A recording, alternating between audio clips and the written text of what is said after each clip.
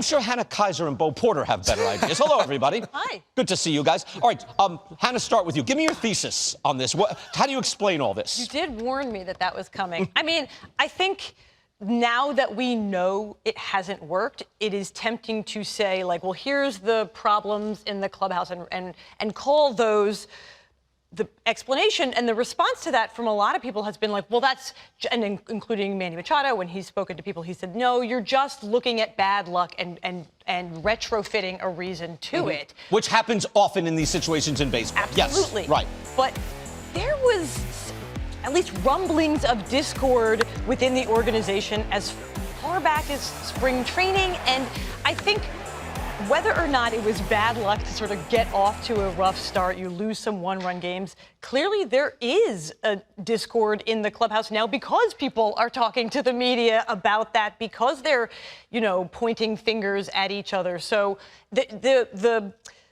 there's temptation to be like, well, what came first, the bad play or the bad culture? And I think they go together. If you don't have good culture, maybe you can't overcome some tough luck losses. And maybe if you don't overcome some tough luck losses, you start pointing the fingers if you're not all pulling in the same direction. And then that sows more discord. I think but it's been, right. If it hadn't been there all along, I'd feel differently about it. But kind of, Bo, I pointed to it. Look, those are two great series. You beat the Mets, you beat the Dodgers. That's epic. But around that are a ton of games, over 200, where they've been mediocre. Yes. And it should be much better. Give me your take.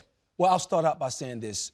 Character counts, makeup matters, and as the leader of men, how you manage both of those will determine the success of your team. So when I look at the Padres, there is a failure in leadership somewhere along the pecking order when you start to look at responsibility. The biggest problem for me is that this is being played out basically amongst the media, which if you are one of the leaders, whether it's the general manager, the manager, or a player that's in that clubhouse, that consider yourself as part of the leadership, this shouldn't make it out of your clubhouse or out of the framework in which you're saying to yourself, we want to put ourselves in a position to be successful. But when you start to look at the many areas in which this team has failed, a lot of it is not going to show up in statistical data. Because I watch this team play day in and day out. They just have good individual players that don't play as a team. It's an attention to detail that's lacking. It happened to the Mets as well, where it's like, wait, and the Mets had it the year before. They don't have it this year. I don't know if the Padres ever had it, but talent can overwhelm it in a short stretch, and they figured talent will overwhelm this, but it has not. Well, a lot of times as a coach or as a manager, one of the mistakes that can be made is you're thinking that this player is so talented that you ignore the details that it takes to actually win games instead of holding them accountable for those details. Right. When you look at this roster up and down, you can go around the diamond. They're going to have a competitive advantage majority of the time against the teams in which they're playing, if you're looking at the individual player. But if you start to look at the ability to go first to third, the ability to advance on the ball in the dirt, the ability to tag up and take an extra base, the ability to move a runner and give yourself up, I just don't think those details made it through this team to where how important those things are to win baseball games. Take a look at something here. I think you'll find this fascinating because, again, back in the early Sabermetric days, I would say, look, be dispassionate about it. Look at what the record is. But there's no question, when you watch the Orioles night after night, you realize, no, they're performing better than they should. And you look at the Padres night after night, you say, how come they're not winning more? Their third-order wins, which is measuring the production, they're about the same team, Hannah, and yet they're not. Clearly. But it's more than the luck of, if they just won some of those one-run games. Well, yeah, you know, that's part and parcel of who they are. It's still mystifying. What do you make of that?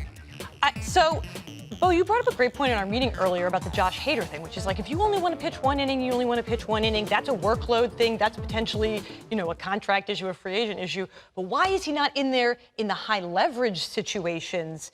And I thought that was a great point because that gets to that. Like, you can have, when you're looking at just the talent across the board and you're kind of mix and matching innings, you're not capturing what are they doing when the game is on the line. Right. Well, I question that too. It's like, where was Hader? Like, all right, you can't use Hader for 2. Can you use him in the 8th? There's 2 left-handed bats coming up. Now, that was an issue if you're allowed to go get him. But the fact that, hey, am I allowed to go get him? That's a bigger issue. If you're the Padres, the first question that you should ask yourself, even when you acquired Josh Hader, why was he available? This is the best closer in baseball, a team that's in the playoffs, in the playoff race, rather. They were 3 games up, Brewers. 3 games up. Yeah. They're trading him. Yeah. So you have to really ask yourself, why is he available? Well, once you acquired him, I'm pretty sure you got the answer to that question. Okay, he doesn't want to pitch multiple innings. He only want to pitch the 9th. Whatever the scenario may be, your job as the manager is to manage the reality of your situation. You can look at when Roger Clemens went to the Houston Astros.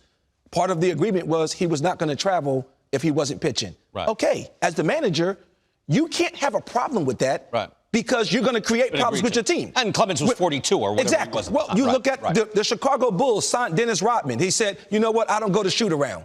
Well, you know what? The players, the head coach, you're not going to create problems on your team because that is the reality. If you have Josh Hader and you know you just traded for him and he says, I'm not pitching multiple innings, at that point as the manager, you sit down with him and you have a heart-to-heart and say, okay, listen, I can work with you. You're not going to pitch multiple innings. But as the manager, I have to be able to manage this game to put us in the best position to win the game. So you may pitch the 8th or you may pitch the 9th, but I'm not going to get you up and send you back out there. So now as the manager, you can protect him for the wishes in which he have, but at the same time, you put your team in the best position to win the baseball game each and every night. They have used him 53 innings this year. That's a light load. They have protected him. But somewhere along the line, something has gone wrong. By the way, the Padres are not mathematically eliminated. They're not dead yet. They're mostly dead, but they're not dead just yet.